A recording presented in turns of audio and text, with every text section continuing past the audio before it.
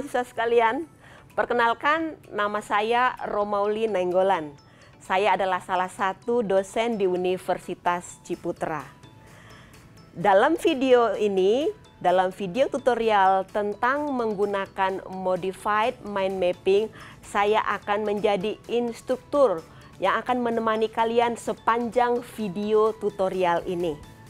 Dalam video ini, kita akan menggunakan Modified Mind Mapping untuk meringkas isi bacaan. Sebagai calon guru bahasa Inggris, kalian tentunya harus paham teknik-teknik meringkas isi bacaan tanpa mengurangi makna penting dari bacaan tersebut. Meringkas bacaan bukanlah mengambil beberapa kalimat saja dari bagian bacaan itu, atau mengambil kalimat pertama dan kalimat terakhir dari bacaan tersebut.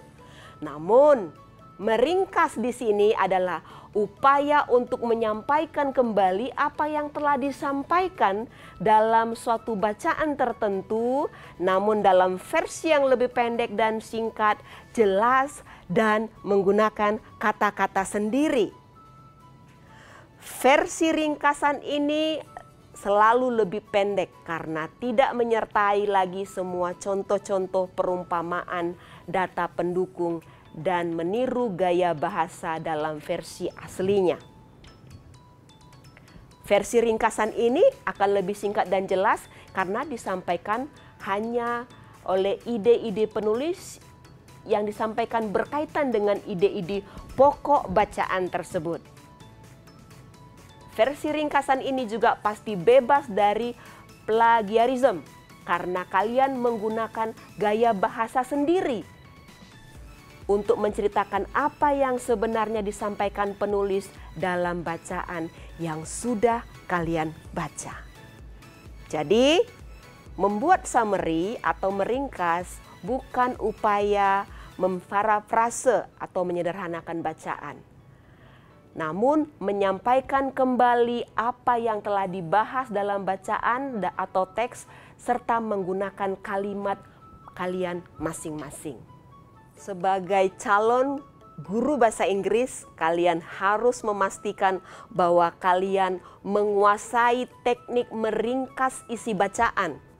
Sehingga pada saatnya nanti kalian mengajarkan kepada peserta didik cara meringkas bacaan yang baik dan bebas dari plagiarisme.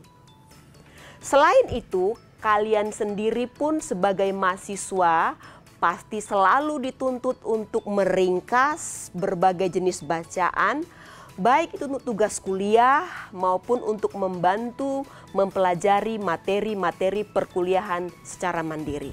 Modified Mind Mapping akan membantu kalian mengingat apa saja yang penting yang disampaikan oleh penulis dalam membantu kalian membuat summary dari bacaan tersebut dengan menggunakan kata-kata kalian sendiri atau versi kalian sendiri.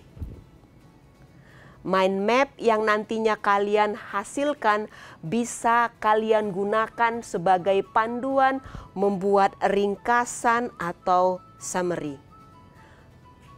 Dan mind map kalian juga bisa gunakan sebagai media ajar nanti kalau kalian terjun di dunia pendidikan sebagai pendidik profesional.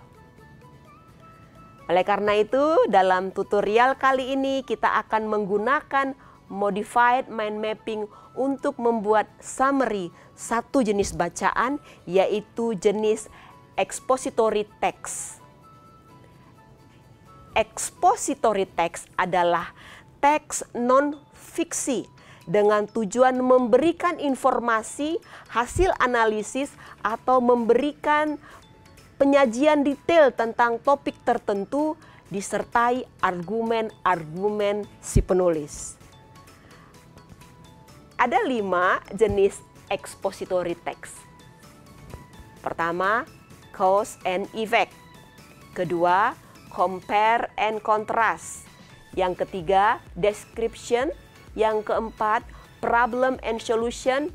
Dan yang kelima, sequences. Mahasiswa sekalian, Sekarang mari kita baca sebuah bacaan yang berjudul Financial Literacy. Bacaan ini adalah expository text dengan struktur teks kombinasi dari cause and effect, description and problem and solution. Sekarang mari kita membuat mind map untuk meringkas isi bacaan ini. Kalian juga bisa berlatih membuat mind map-nya. Ayo kita berlatih bersama-sama. Terlebih dahulu, siapkan kertas untuk membuat mind map. Kertas putih ya, atau kalau kalian memiliki digital paper di gadget, boleh kalian gunakan. Nah, kalau menggunakan kertas polos, siapkan juga spidol warna-warni untuk membuat mind map. Kita mulai dengan membuat lingkaran di tengah dan menulis judul bacaan ini di dalam lingkaran. Dan ini judulnya adalah Financial Literacy. Setiap bagian terdiri dari 3 bagian besar, yaitu pembukaan atau introduction, bagian bacaan atau body, dan yang ketiga penutup atau conclusion. Mari kita buat 3 cabang besar yang masing-masing memiliki lambang. Introduction, ini warnanya merah, berbeda dengan body, ini warnanya biru. Dan cabang yang ketiga adalah penutup. Garis pertama atau cabang untuk introduction ini, yang ini. Untuk body, yang ini. Untuk cabang terakhir atau penutup adalah conclusion, yang ini. Kita melihat di bagian cabang introduction. Mari tulis kata-kata penting atau ide penting di paragraf pertama. Itu biasanya dari kata benda atau noun. Jika kita membaca paragraf pertama dengan seksama, kita bisa memahami bahwa pandemik COVID-19 mempengaruhi keadaan ekonomi keluarga. Jadi, struktur teks ini untuk paragraf 1 adalah cause and effect. Dengan demikian, kita bisa simpulkan bahwa ide pada paragraf pertama adalah pandemic dan family economy. Sekarang, kita buat ranting dari cabang introduction. Ini yang warna merah adalah introduction. Garis ranting ini kita buat lebih tipis dari cabang seperti ini, bisa terlihat. Nah, pada garis ini pandemic effect family economy. Kita bisa dapat gambarkan di bagian-bagian cabang yang ini gambar COVID-19. Bisa kalian gambarkan COVID-19 ya. Kemudian bisa menggambarkan family, gambar keluarga. Kemudian yang ketiga adalah gambar uang.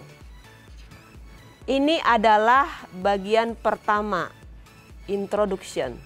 Selanjutnya, kita mau membuat cabang body. Ingat, pergerakannya adalah pergerakan seperti jarum jam, bergerak ke kanan. Cabang body ini adalah cabang ide-ide penting dalam paragraf 2 dan 3.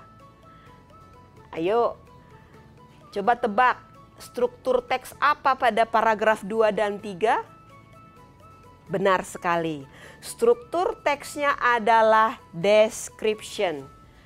Kalian bisa lihat sekilas ada beberapa data yang disampaikan dalam bentuk angka dan persen. Juga ada beberapa sign word yang bisa dijadikan petunjuk menebak strukturnya. Apa itu kata-katanya? Benar sekali. For instancy. And in addition to that, itu adalah kata-kata kuncinya. Sehingga pada paragraf 2 dan 3 ini memberikan penjelasan apa dampak yang dimaksud dari paragraf 1, yaitu peningkatan jumlah tabungan masyarakat, namun juga ada peningkatan jumlah rumah tangga. Nah, di sini kita buat tambah cabang bodinya ya. Ada 2 ya. Increase house ya, dia ada 2 cabangnya. Kemudian increase saving.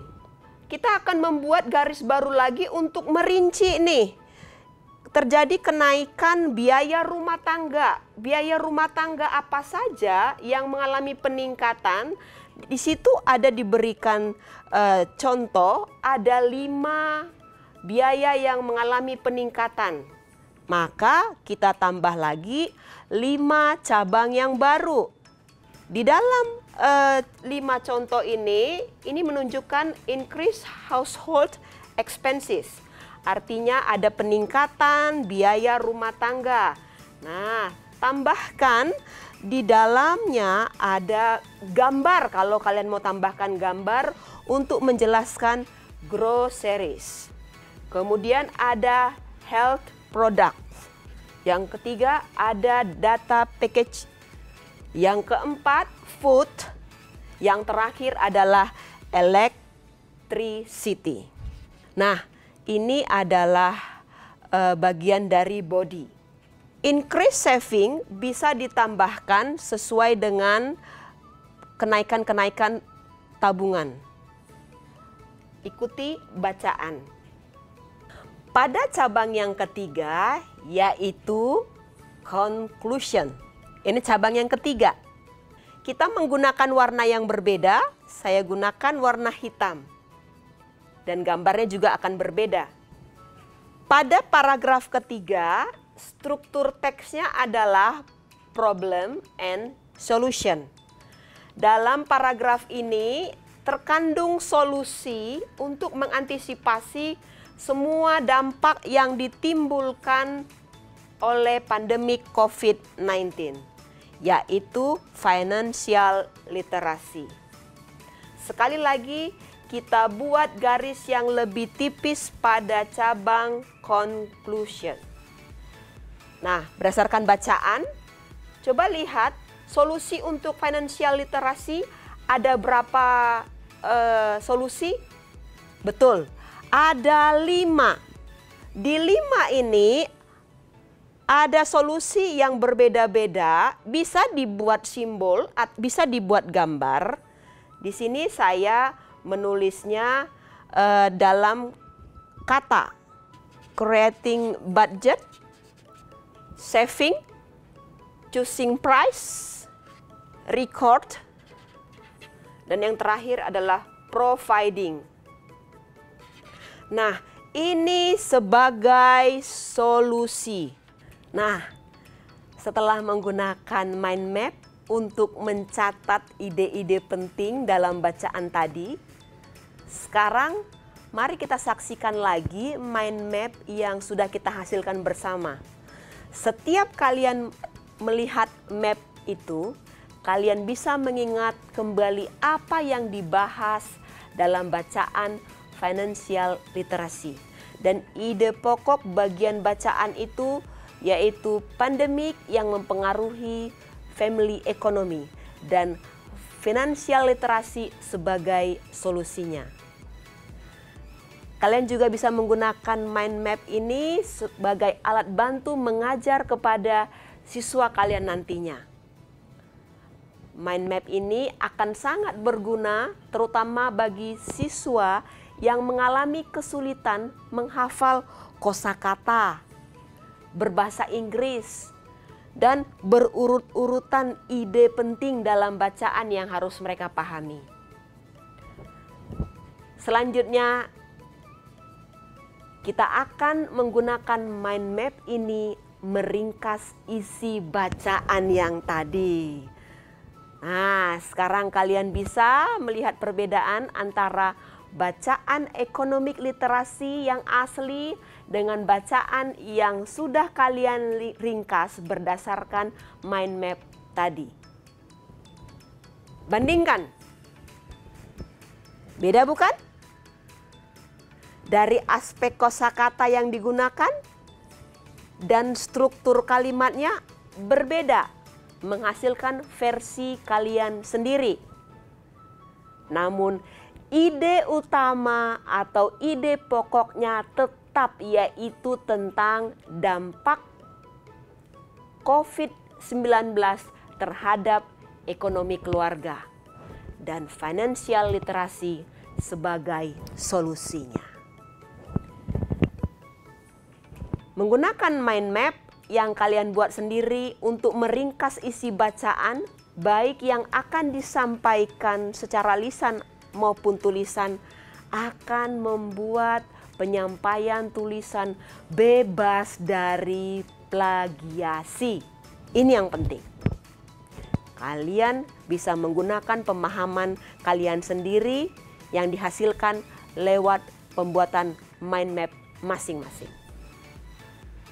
Nah, sekian video tutorial kali ini.